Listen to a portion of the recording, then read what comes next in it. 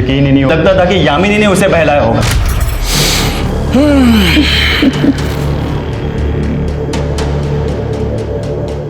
झालं ना की मस्त वाटतं। अरे अरे वहाँ कोई है। वहाँ हाँ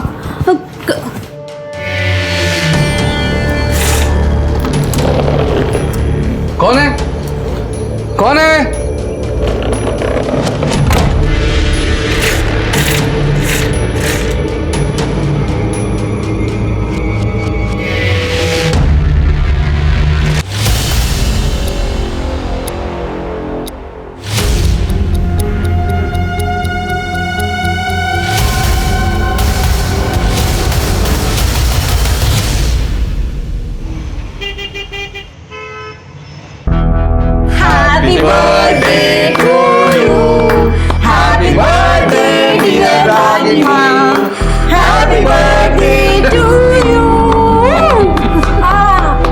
हैप्पी बर्थडे। चलो चलो एक सेल्फी लेते प्लीज बुआ। स्माइल तो करो आप ना हमेशा ऐसे सैड सैड रहते हो। मामा चलो एक्सक्यूज मी एक मिनट। हेलो हम दोनों I just love this family get together. बस निखिल की कमी है। अगले साल दादा पढ़ाई पूरी करके सिंगापुर से आ जाएंगे, उसके बाद हमारे सारे गेट टुगेदर परफेक्ट होंगे। सो चेहरा पात्या। ओके बेटा। अभी हम जल्दी से अच्छा खाना ऑर्डर करते हैं। अरे नहीं बेटा, मैं आता निकते। अरे दीदी खाना तो खा के जाइए, बस अभी ऑर्डर हो ही रहा है ना। नहीं मुझे निकलना है, मैं निकलती हूँ। बाय। ठीक है बाय। चलो चलो चलो लेट्स टेक अ सेल्फी। कम।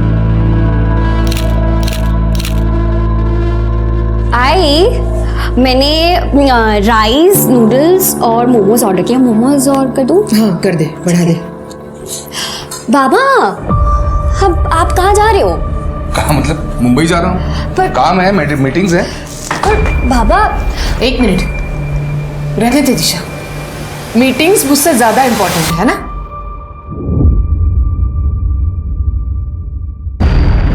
देखो ये इमोशनल ड्रामा करने की जरूरत नहीं है, काम है इसलिए जा रहा हूँ। Emotional drama? मैं कर रही हूँ इमोशनल ड्रामा या आप कर रहे हैं इमोशनल ड्रामा? देखो तुम बाबा प्लीज स्टाइल का मूड मत खराब करो ना प्लीज। मूड खराब ना हो इसलिए जा रहा हूँ मुंबई। अच्छा हर हफ्ते हम लोगों को यहाँ पे अकेला छोड़ के मुंबई जाते ही हो ना। अगर एक हफ्ता नहीं जाएंगे तो क्या फर्क पड़ जाएगा? फर्क पड़ेगा, मेरा काम रुक जाएगा, पैसा नहीं मिलेगा। समझ में नहीं आती बात? ये जो केक काटा ना, ये जो खाना ऑर्डर किया जा रहा है वो मेरे पैसे से किया जा रहा है। मैं दिन रात मेहनत कर रहा हूं ताकि आप लोगों को अच्छी जिंदगी दे पाऊं। समझ नहीं रहे? देखो पहले ड्रामा कौन कर रहा है। बाबा बाबा बाबा बाबा प्लीज रुक जाइए ना, क्या कर रहे हैं आप? तुम मुझे मत सिखाओ क्या करना है क्या नहीं करना है। नहीं रुक जा, जाने दे। हम जिए मरे इन्हें कुछ फर्क नहीं पड़ता। देखो ये नाटक बंद करो। नाटक?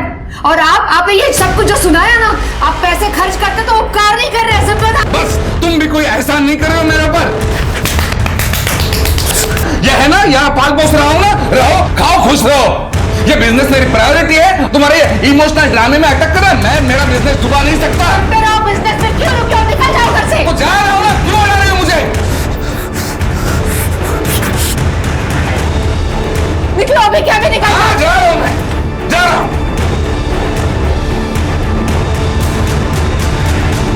दादा दादा छोड़ो छोड़ो, क्या कर रहे हो ये आप? दादा बाबा आपको नहीं कह रहे थे। मुझे पता है, लेकिन जब भी इनका झगड़ा होता है मुझे कुछ समझ में नहीं आता। दिमाग में अजीब अजीब आवाजें घूमती हैं। आप रुको, मैं आती हूँ।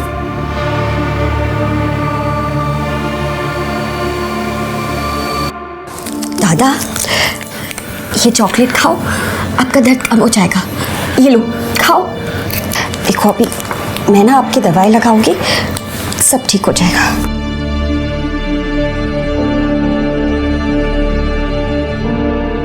आई की कोई गलती नहीं है। अगर आई चाहती कि बाबा उनके साथ थोड़ा टाइम स्पेंड करे तो बाबा मीटिंग कैंसिल कर सकते हैं। फिर ये झगड़ा क्यों? हाँ मुझे पता है आई की कोई गलती नहीं है। आप बस शांत रहा करो।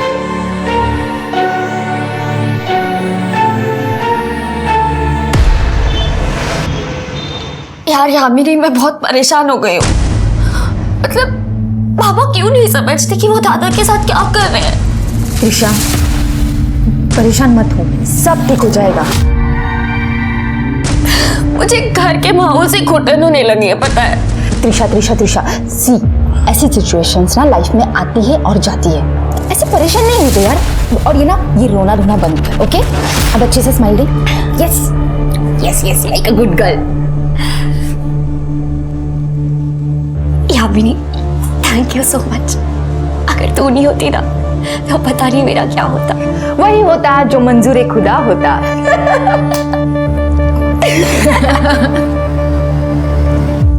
गहरी सांस लें और अपना ध्यान सांस पे केंद्रित करें और इसी के साथ अपने कॉन्शियसनेस यानी अपने अंतर मन में झांकिए। नमस्कार, मैं सर्वेश। मैं एक योगा एक्सपर्ट और स्पिरिचुअल हीलर हूं। आपको अगर मेरी ऑनलाइन क्लासेस ज्वाइन करनी है तो नीचे दिए हुए नंबर पे कॉल कीजिए। धन्यवाद।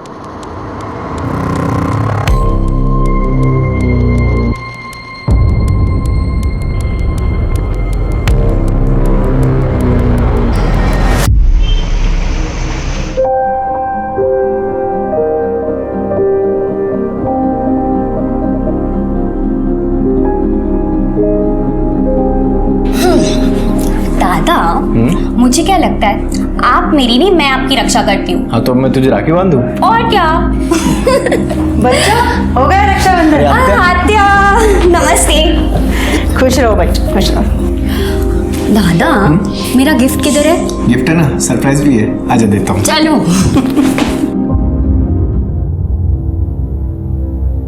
भाऊ कुठे है? मुंबई आएंगे थोड़ी देर में।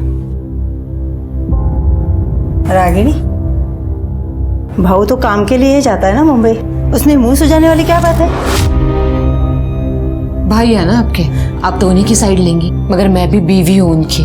और एक बीवी बहुत अच्छी तरीके से जानती है जब उसके पति का ट्रैक गलत हो जाता है। और आप भूल रही है, औरतों को सिक्स सेंस भी होता है। सिक्स सेंस नहीं, उसे स्टुपिडिटी कहते हैं।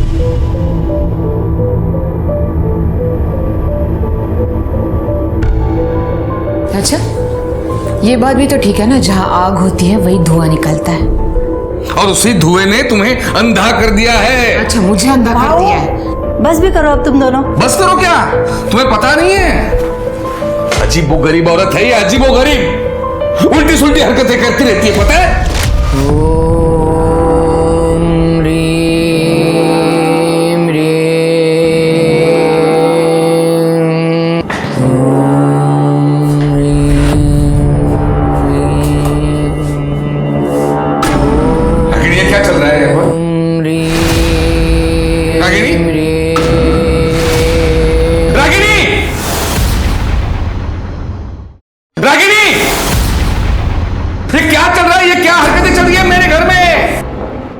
ये क्या कर दिया आपने? हाँ, मेरी साधना को भंग कर दिया आपने। बस, मैं ठीक हूं और आज के बाद आप अलग कमरे में सोएंगे। ये मेरी पूजा का कमरा है और यहाँ पर आज के बाद मेरे अलावा और कोई नहीं आएगा।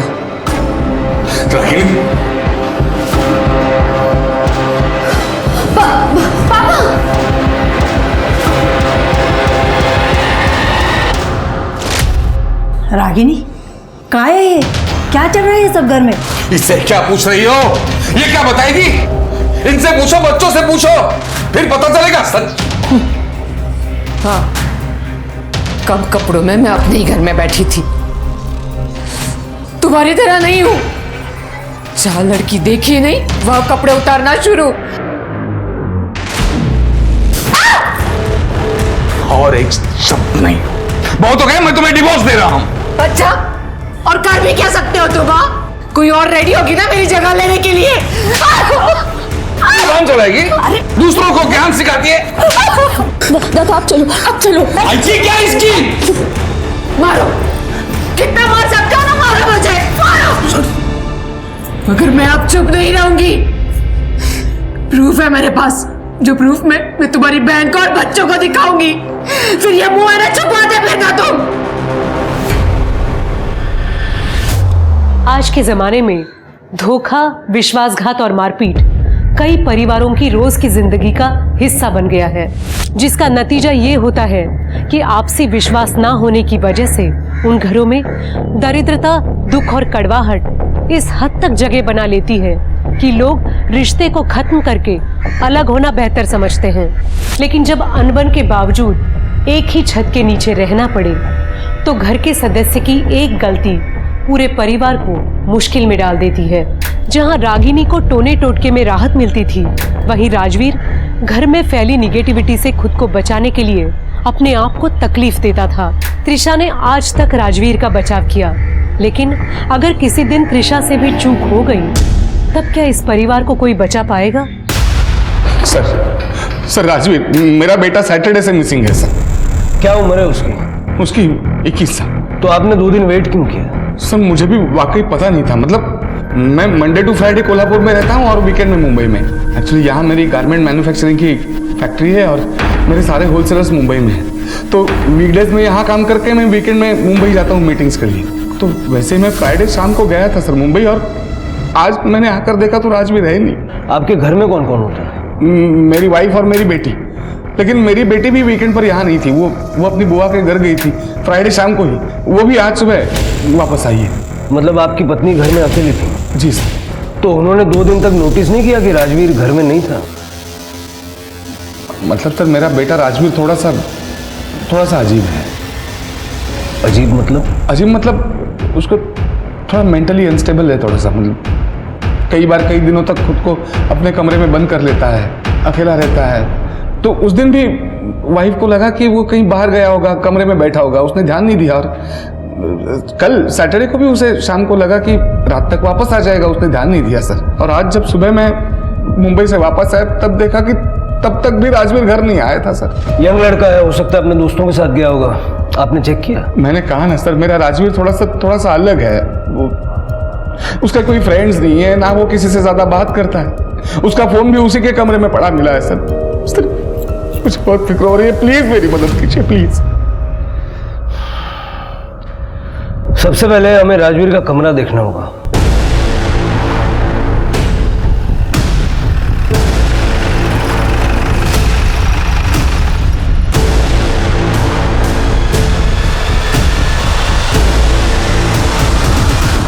जरा सारा कमरा चेक करो। लगता है कई महीनों से कमरे की खिड़की तक नहीं खुली। आपके बेटे को भूख प्यास नहीं लगती थी क्या? सर आप उसे जानते नहीं हैं। जब भी उसका मूड खराब होता था उसे आसपास कोई नहीं चलता था, बस सहम के अपने आप को रूम में बंद कर लेता है वो। हाँ सर।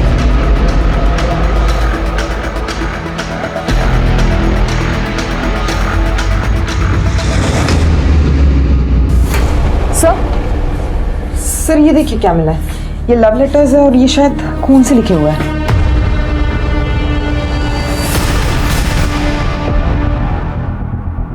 यामिनी? ये यामिनी कौन है? मेरी बेस्ट फ्रेंड है। क्यों? आपके भाई ने चिट्ठियां लिखी है यामिनी को खून से। आई स्वेयर सर, मुझे इसके बारे में कुछ नहीं पता। सर एक फोन मिला है, ये देखिए, एक लड़की की तस्वीर है इसमें। ये यामिनी है? हाँ सर। सर इसी लड़की के फोटो से पूरा फोन भरा पड़ा है। लगता है ये उसे बहुत चाहता था। इतना सब कुछ है, आपको कोई आइडिया नहीं? सच में सर मुझे कुछ नहीं पता। और यामिनी मेरी बहुत क्लोज है। अगर दादा ने उसको प्रपोज किया होता तो मुझे वो जरूर बताती। सर ये देखिए, खून से सना हुआ है। ये क्या है ये सब? सर जब भी इन दोनों का झगड़ा होता था दादा खुद को नुकसान पहुंचाते थे। नुकसान मतलब कैसे? वो खुद को स्लिप करते थे। फ्राइडे को मेरे जाने के बाद आप दोनों का झगड़ा हुआ था। नहीं बेटा। यामिनी का नंबर इससे लो और यामिनी को उठाने बोलो।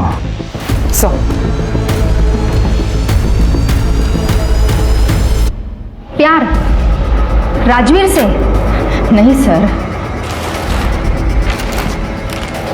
ये चिट्ठियां हमें राजवीर के रूम से मिली हैं और उसने अपने खून से लिखी हैं। सर कसम से मुझे इसके बारे में कुछ पता नहीं। सर त्रिशा मेरी बेस्ट फ्रेंड है, इसलिए अक्सर राजवीर से मिलना होता था, पर ये इसके बारे में मुझे कुछ नहीं पता। सर वैसे भी राजवीर बहुत शर्मीला लड़का था। गुस्से में तुम बड़े डैशिंग लगते हो। तुम भी क्या वो क्या क्या और वैसे भी कभी कभार ही उससे बात होती थी बस। हो सकता है कि तुम्हारे बॉयफ्रेंड को इस सब के बारे में पता लग गया हो और राजवीर के गायब होने में उसका हाथ हो। सर मेरा कोई बॉयफ्रेंड नहीं है, आप किसी से भी पूछ सकते हो। ठीक है, जा सकती हैं आप। जी सर। गायकवाड़, ये यामिनी कितना सच बोल रही है जरा पता करो, और ये भी चेक करो कि रागिनी और उसके हस्बैंड के बीच तालमेल क्यों नहीं है, और त्रिशा की सीडीआर निकालो। Okay sir.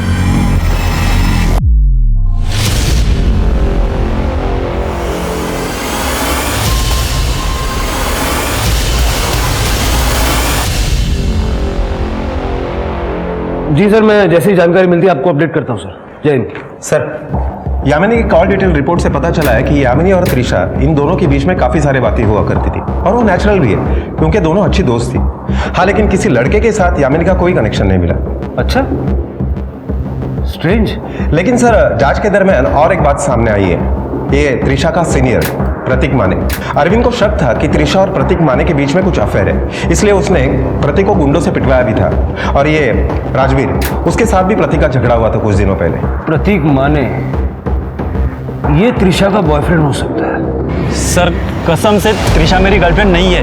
राजवीर और त्रिशा के पापा को भी यही मिसअंडरस्टैंडिंग थी। सर प्रतीक मेरा मुंह बोला भाई है, अब प्रतीक को छोड़िए, दादा को ढूंढिए। ठीक है, तुम लोग जाओ। गायकवाड़, जब तक इनोसेंट नहीं साबित हो जाता इस प्रतीक को भूलना मत। आजकल ये मुंह बोला भाई बोलना आम बात हो गई है। पता करो इस प्रतीक की मुंह बोली बहनें और कितनी है। Okay sir. हाँ पूजा। सर मैंने साबले परिवार के पड़ोसियों से बात की, उनका कहना है कि रागिनी और अरविंद के बीच अक्सर झगड़े होते रहते हैं। हाँ मैडम, मैं इधर ही बाजू में रहती हूँ। वैसे तो चीखने चिल्लाने की आवाज़ तो रोज़ ही आती है, लेकिन इसमें कोई चौंकाने वाली बात नहीं है मैडम। वैसे भी रागिनी अरविंद की दूसरी पत्नी है और राजवीर की सौतेली माँ, तो तमाशा तो होना ही है ना मैडम। राजवीर लगभग 3 साल का होगा मैडम, तब हेमा वहिनी की मौत हो गई थी। अरे ये तो कुछ भी नहीं, मैंने तो सुना है वो रागिनी काला जादू करती है, काला जादू। अरे सुना क्या, मैंने तो देखा भी है। एक दिन कुत्ते ने उनका कचरे का डिब्बा गिरा दिया था, तो उसमें नींबू, गुड़िया, सिंदूर और काला कपड़ा और ना जाने क्या क्या था उसमें। मैंने तो उसकी फोटो भी निकाली है, देखा? हाँ ये देखिए।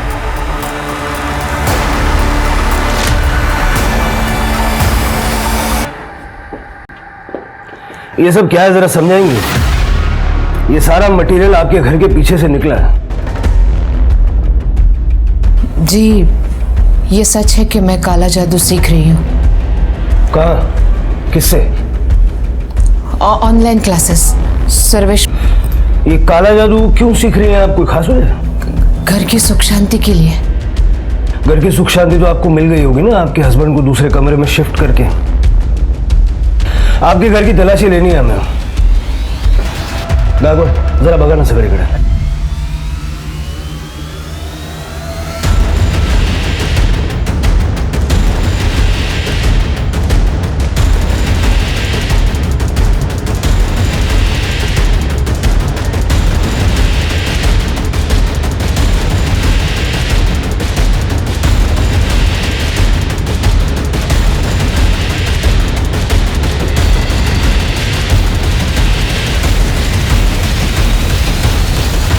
सर कुछ नहीं मिला। सर कुछ भी नहीं है। टेरेस।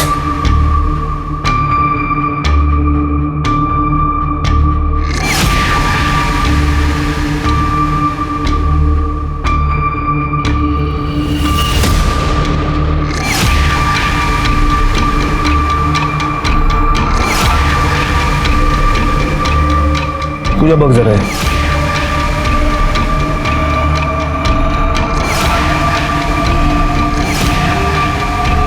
मत देखो, मत देखो, मत देखो।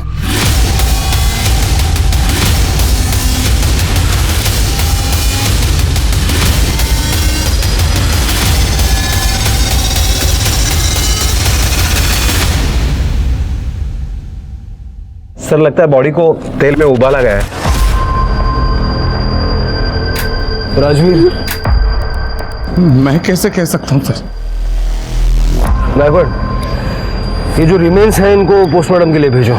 रिका में सर। सारे छत पे जरा अच्छे से चेक करो, देखो कुछ मिलता है क्या। जी सर।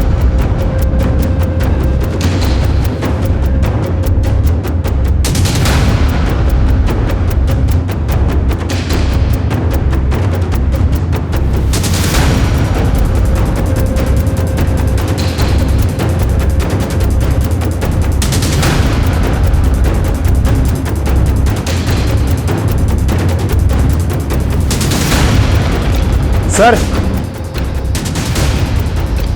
ये देखिए, ये आपका लगता है?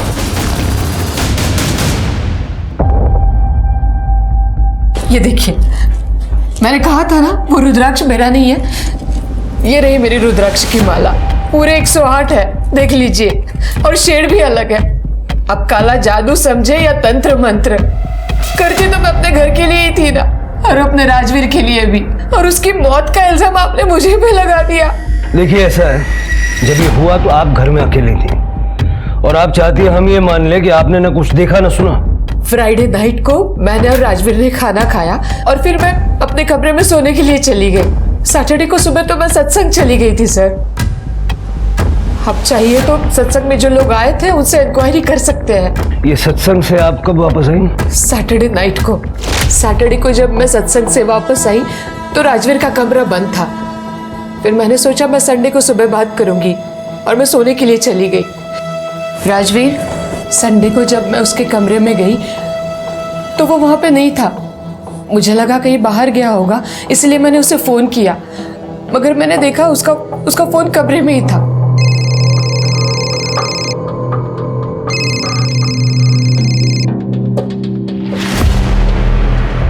संडे को शाम को फिर मैंने त्रिशा को फोन किया तो उसने भी मुझसे कहा कि आई टेंशन मत लो, राजवीर रात तक आ जाएगा।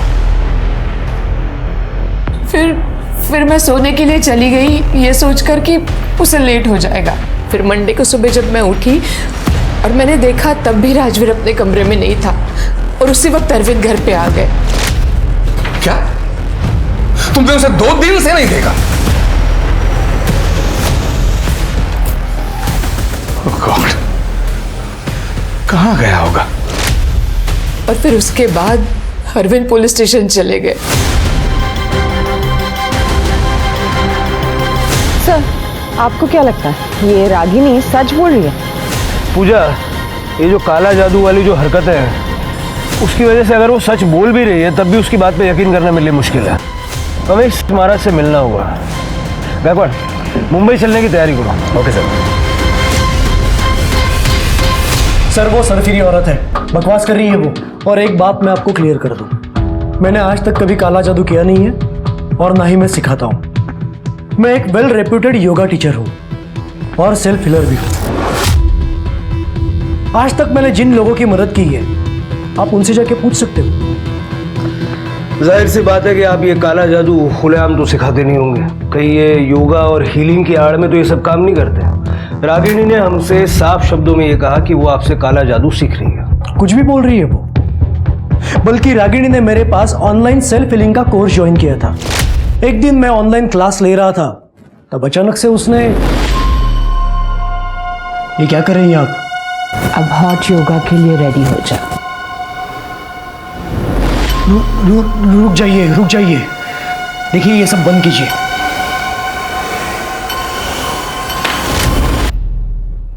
उसके बाद? कुछ नहीं सर, क्या होगा? उस दिन से मैंने उससे बात करना बंद किया। सर मुझे वो क्रेजी, अनस्टेबल औरत लगी। आई की सेमिन्यूट पूजा की वजह से घर में बहुत स्ट्रेस था, लेकिन इसमें भी बाबा की गलती थी। मतलब? आई को डाउट था कि बाबा का मुंबई में एक्स्ट्रा मैरिटल अफेयर है, और एक बार तो आई ने कहा भी था कि उनके पास कुछ फोटोज और प्रूफ्स है कि बाबा उन्हें धोखा दे रहे हैं।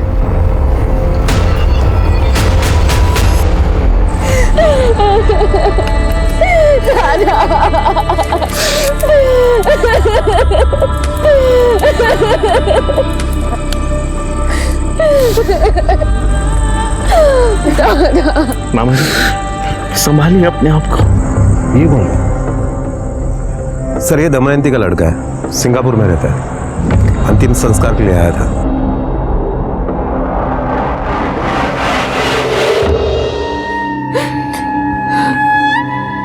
राजवीर के जाने से ऐसा लग रहा है कि दुनिया में कुछ बचा ही नहीं। जो भी कमाया जो सब उसी के लिए तो था। मामा सांभाळा स्वतःला। देखिए आपको जब तक मेरी जरूरत है मैं यहाँ रहने के लिए तैयार हूँ, आप ही के पास।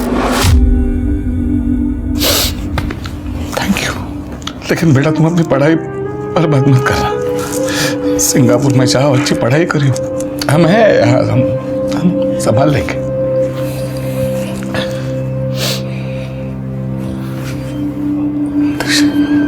बेटा एक अच्छा लड़का देख के तो शादी कर ले तू। हम सबको संभालने के लिए कोई तो चाहिए ना बेटा। अब तो तुझसे ही सारी होप्स है।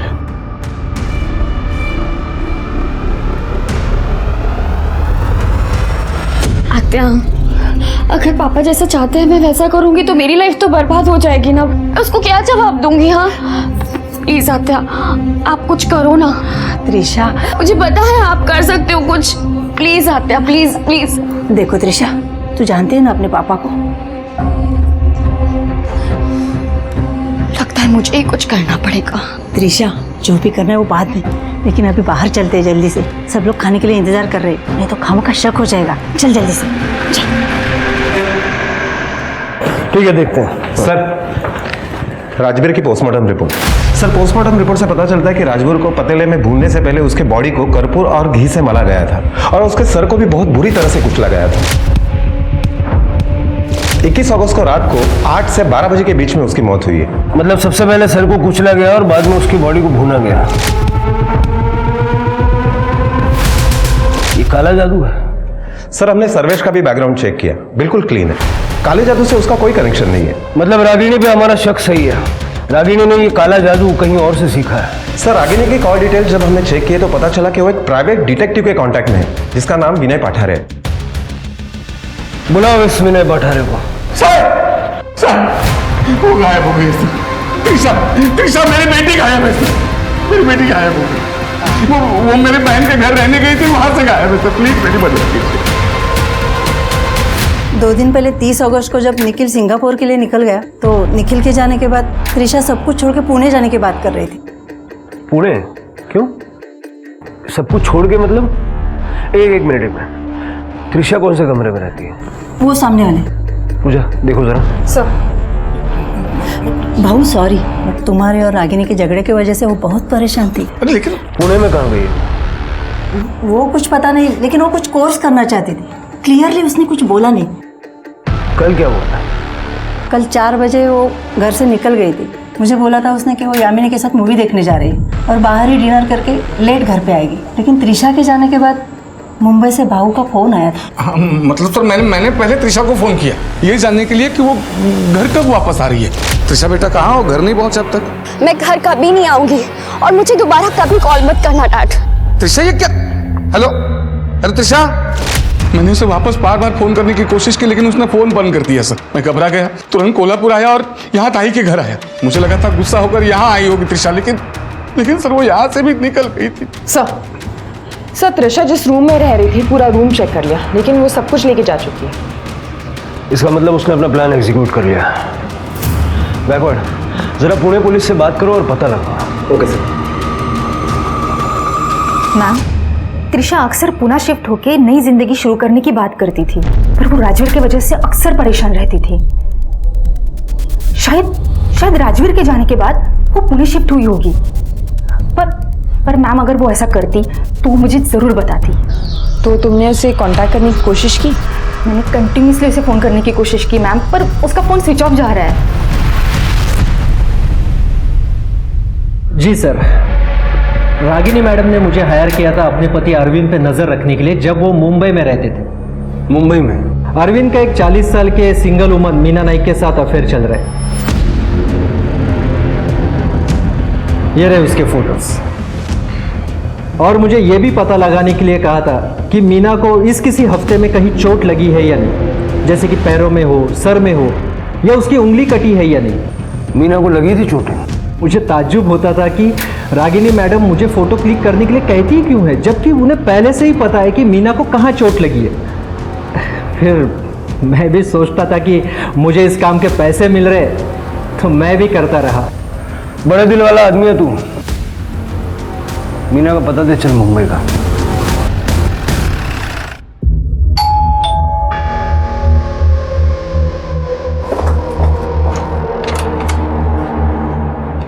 मीना जी। जी अरविंद साबड़े को जानती हैं आप? जी, मैं अरविंद के साथ रिलेशनशिप में हूँ। कई साल पहले मेरा डिवोर्स हो चुका है। अरविंद मुझसे शादी करना चाहते थे, वो रागिनी को तलाक देने वाले थे, मगर मुझे शक हुआ कि कुछ दिनों से कोई मेरा पीछा कर रहा है।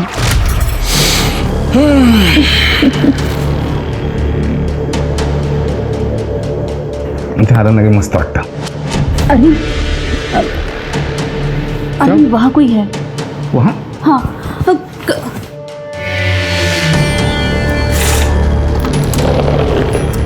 कौन है?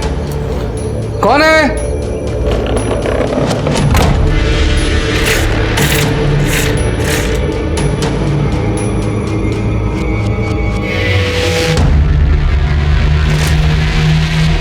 ये जो आपको हाथ में और सर पे चोटें लगी हैं, इसके लिए अरविंद जिम्मेदार है? हाँ? नहीं, अरविंद मुझे कभी चोट नहीं पहुंचा सकते। तो ये चोटें आपने अपने आप को खुद पहुंचाई?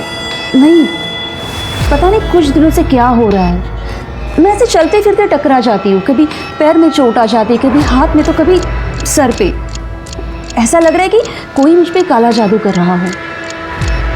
अरविंद ने मुझे बताया था कि उसकी बीवी रागिनी काला जादू टोना करती है। कहीं ऐसे तो नहीं कि वही मुझ पे ये जादू टोना कर रही है। अरविंद को भी जब से पता चला था कि वो काला जादू करती है, वो खुद को लेकर और बच्चों को लेकर काफ़ी डर गया था।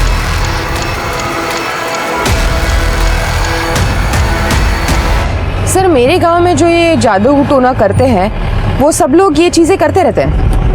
क्या बात करती हो पूजा? आजकल के ज़माने में कौन इन चीज़ों पे विश्वास करता है? अरे सर, सच में जो लोग ये जादू टोना करते हैं ना, वो खुद को चोट पहुंचाते हैं ताकि वो जिनको चोट पहुंचाने की कोशिश कर रहे हैं ना, उनको भी उसी जगह पे चोट पहुंचे। सीरियसली पूजा, तुम इन सब चीज़ों पे विश्वास रखती हो? सर, मैं बस यही कहने की कोशिश कर रही हूँ कि हो सकता है ये मीना सच बोल रही हो। पूजा, इस जमाने में काला जादू ऐसी कोई चीज़ नहीं होती। हेलो, ठीक है सर। गणेश नगर एरिया में एक फीमेल की डेड बॉडी मिली है।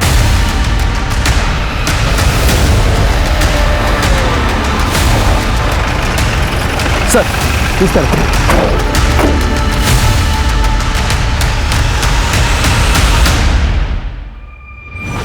बघ जरा, बघ ना, बघ।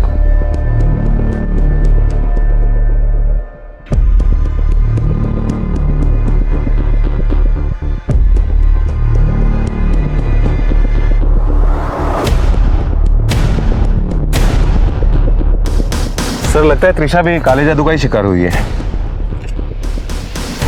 दिखता तो ऐसे ही है, लेकिन मुझे लगता है कि ये जो रंगोली बनाई है ना, ये त्रिशा की डेड बॉडी को डंप करने के बाद बनाई गई, ताकि त्रिशा और राजवीर की मौत में कनेक्शन दिखाया जा सके। सर, त्रिशा का गला दबा के उसे मारा गया है। इसकी गर्दन ट्विस्टेड है। फैमिली को बुलवा के आइडेंटिफिकेशन करवा लो। Okay sir. त्रिशा के मर्डर से पुलिस सख्ते में आ गई थी। क्या त्रिशा भी काले जादू की शिकार हुई थी, या फिर उसकी मौत की वजह कुछ और थी? पुलिस ने इन्वेस्टिगेशन के दौरान नोटिस किया कि त्रिशा की बॉडी दमयंती बुआ के घर के महज 2 किलोमीटर की दूरी पर बस स्टैंड के पास मिली थी। तो क्या उसने बस स्टैंड तक ऑटो या फिर प्राइवेट टैक्सी ली थी? पुलिस ने ऑटो और प्राइवेट टैक्सी ड्राइवरों से पूछताछ करने का फैसला किया और साथ ही उस दिन का सीसीटीवी फुटेज भी खंगाला। साथ ही पुलिस ने त्रिशा की बुआ दमयंती से भी पूछताछ की। जिसके बाद पुलिस को इस केस के संदिग्ध हत्यारे तक पहुंचने का सुराग मिल गया। सर मैं त्रिशा को क्यों मारूंगा? मैं तो खुद अपनी जान लेने वाला था जब मुझे त्रिशा और यामिनी के बारे में पता चला था। क्या मतलब? सर आपको नहीं पता? क्या? सर त्रिशा और यामिनी दोनों रिलेशनशिप में थे, वो दोनों लेस्बियन थे। मुझे तो लगा था कि त्रिशा स्ट्रेट है, पर एक दिन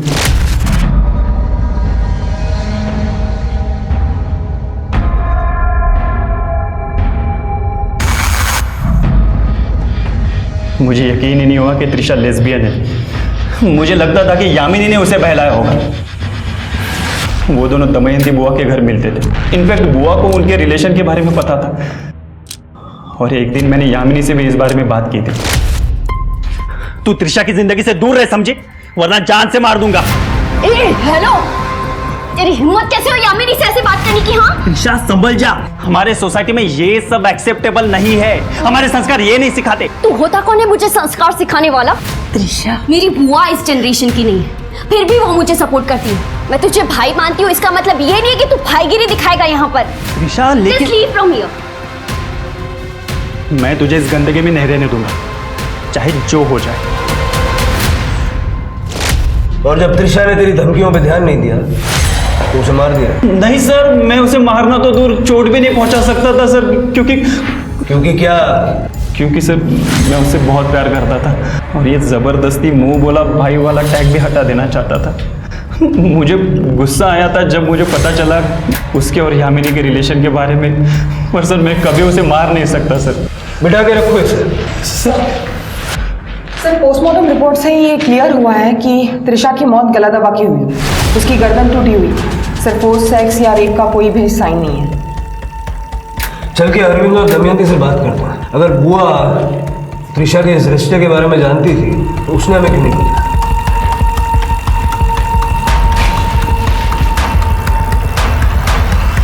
ये आप क्या कह रहे हैं सर? आपकी हिम्मत कैसे हुई मेरी बेटी के बारे में ऐसी बातें करने की? भाऊ हे खरे, त्रिशा और यामिनी के रिलेशन के बारे में मुझे पता था। वो दोनों पुणे भागना चाहते थे, मैंने उनको सपोर्ट भी किया। यामिनी त्रिशा का इंतज़ार बस स्टैंड पे कर रही थी, लेकिन जब काफ़ी देर तक त्रिशा आई नहीं तो वो डर गई। ये क्या है? क्या सुन रहा हूँ मैं? क्या चल रहा है? इसके बारे में रागिनी को भी पता था। उसने तो एक दिन, देखो रागिनी, माँ होने के नाते त्रिशा का साथ देना चाहिए तुम्हें। बिल्कुल दीदी, मैंने अभी सीखा है, मैं त्रिशा को ठीक कर सकती हूँ। वो बिल्कुल ठीक हो जाएगी। मतलब क्या है तुम्हारा? सर्वेश महाराज ने मुझे रास्ता दिखाया है, बिल्कुल उसी तरह जैसे मैंने अपनी सौतन को सबक सिखाया था। मैं त्रिशा को भी ठीक कर दूंगी। ओम आपने अपनी बेटी पे काला जादू किया, मार डाला उसे? मैं उसे बचाना चाहती थी, मैं उसे मारना नहीं चाहती थी। आप समझ नहीं रहे हैं। समझने की कोशिश कर रहे हैं। जरा हाथ दिखाइए अपना। पूजा, ये क्या है? रिकम है, जरा दाखवा दे वीडियो। हमारी साइबर टीम ने कुछ वीडियोस रिकवर किए हैं जो आपने डिलीट कर दिए थे। ये देखिए, ये क्या है? जहां जहां आपने अपने आप को चोट पहुंचाई वही मीना को चोट लगी।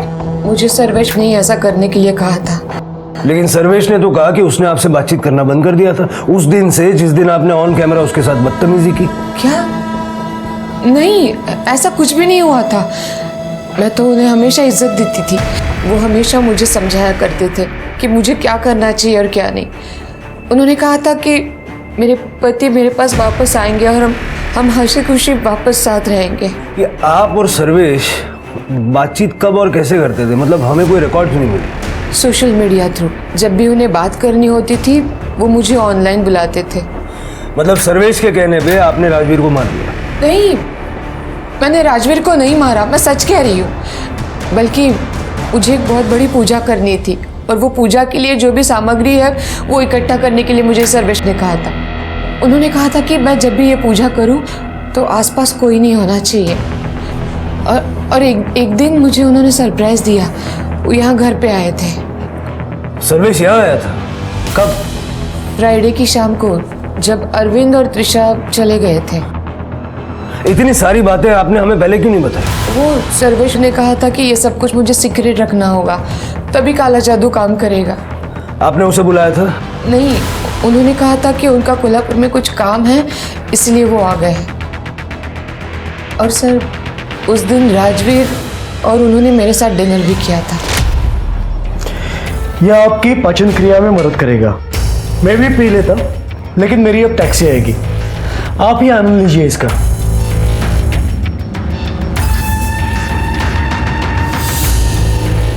अब आप सोने जाइए, टैक्सी आते ही मैं निकल जाऊंगा। आप जाइए, मैं इनके साथ रहता हूँ। अगली सुबह मैं जब उठी तो महाराज जा चुके थे और राजवीर के कमरे का दरवाज़ा बंद था। मुझे लगा वो सो रहा है, फिर मैं सत्संग चली गई। और बाकी सब कुछ तो मैं आपको पहले ही बता चुकी हूँ। आपकी बातों में कितनी सच्चाई है ये जब तक हम लोग पता लगाते हैं। आप हमारी निगरानी में रहेंगे। पूजा, कौन सा रहना? सर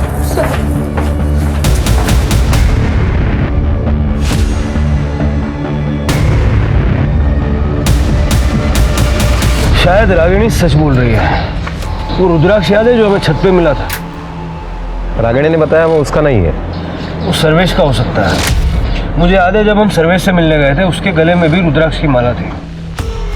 सर, पोस्टमार्टम की रिपोर्ट के मुताबिक राजवीर की मौत शाम को 8 बजे से रात को 12 बजे के बीच में हुई और रागिनी ने बताया कि उसी दिन सर्वेश उसे मिलने यहाँ आया था। 21-22 अगस्त का सर्वेश का मोबाइल लोकेशन निकालो। देखिए, मैं आपको पहले ही बता चुका हूँ वो औरत कैसी है। फंसा रही है मुझे वो। उसके एक भी शब्द पे भरोसा नहीं किया जा सकता। भरोसा तो तुम्हारे शब्दों पे भी नहीं किया जा सकता। जिस पे हमें भरोसा है वो है कॉल रिकॉर्ड्स। और तुम्हारे कॉल रिकॉर्ड्स ये कहते हैं कि 21 अगस्त की शाम 8 बजे से 22 अगस्त की सुबह 3 बजे तक तुम रागिनी के घर पे थे। और अगले दिन कोल्हापुर से मुंबई तुम्हारा private taxi driver Salim Shaikh तुम्हारी टैक्सी का बिल भी दिखाया उसने। और ये जरा माला निकालो। हाँ, माला माला।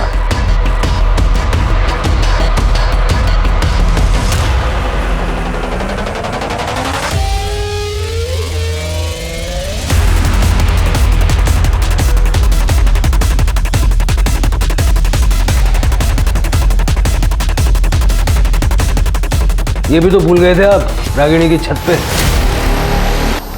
अब सीधा सीधा सब कुछ बताओगे या तुम्हारी हीलिंग हम शुरू करें? हाँ, मैं गया था रागिनी के घर।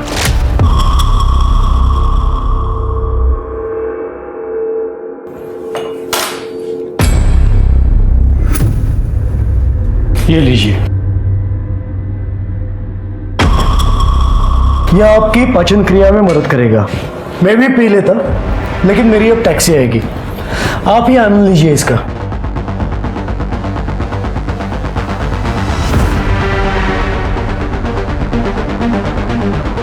अब आप सोने जाइए, टैक्सी आते ही मैं निकल जाऊंगा। आप जाइए, मैं इनके साथ रहता हूँ। उस रात रागिनी अपने कमरे में चली गई और यहाँ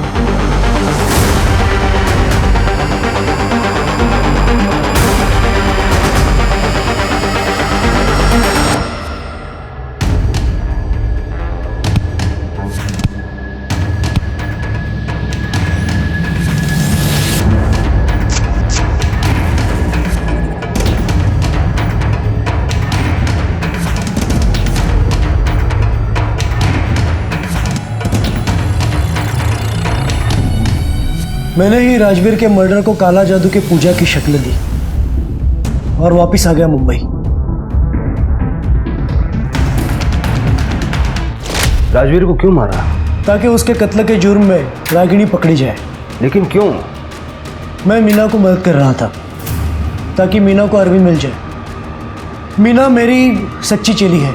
हम दोनों ने मिलकर ही ये प्लान किया था। मैं अरविंद से किसी भी हालत में शादी करना चाहती थी, पर अरविंद की बीबी रागिनी, वो उसे किसी भी हालत में तलाक नहीं दे रही थी। इत्तेफाक से रागिनी भी सर्वेश की शिष्या बन गई थी और फिर हमने इस मौके का फायदा उठाया। सर्वेश ने रागिनी को कॉन्फिडेंस में लिया और खुद को चोट पहुंचाने के लिए कहा। और फिर मैं भी ठीक उसी समय उसी जगह खुद को चोट लगा लेती थी और रागिनी के डिटेक्टिव ने उसे सारी जानकारी दी। सर्वेश ने राजवीर को मारा क्योंकि उसे पूरा यकीन था कि इल्जाम रागिनी पे ही जाएगा, क्योंकि सब जानते थे कि वो जादू टोना यानी काला जादू करती है। आपके सर्वेश तो गए जेल में, अब बाकी की बची हुई सेल्फ हीलिंग आप भी जेल में कर लीजिएगा।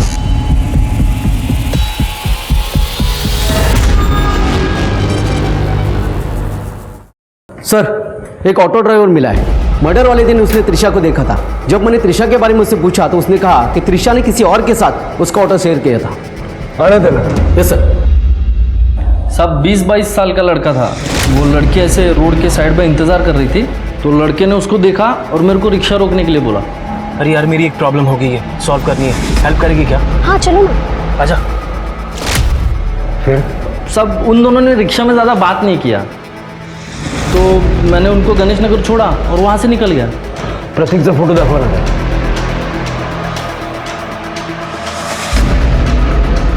नहीं साहब, ये नहीं था। सब वो लड़का ऐसा चिकना था, उसके यहाँ पे ऐसा निशान था साहब।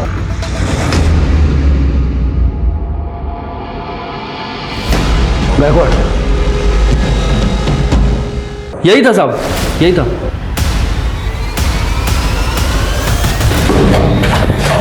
बताइए, क्यों मारा त्रिशा को?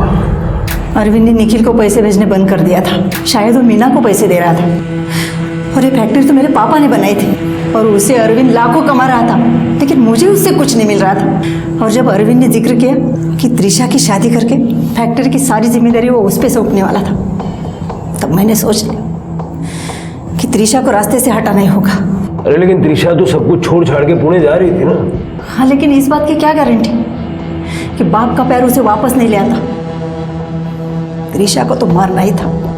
मैंने निखिल को रोक लिया मेरी मदद करने के लिए। मैंने इसे बता दिया त्रिशा बस स्टैंड के लिए कब निकलने वाली है और ये रिक्शा पकड़ के उसके पास चला गया। मैं घर कभी नहीं आऊंगी और मुझे दोबारा कभी कॉल मत करना डैड। त्रिशा। दादा, आप यहाँ कैसे? अरे यार, मेरी एक प्रॉब्लम हो गई है, सॉल्व करनी है, हेल्प करेगी क्या? हाँ चलो ना। दादा, मेरी जो प्रॉब्लम है वो तो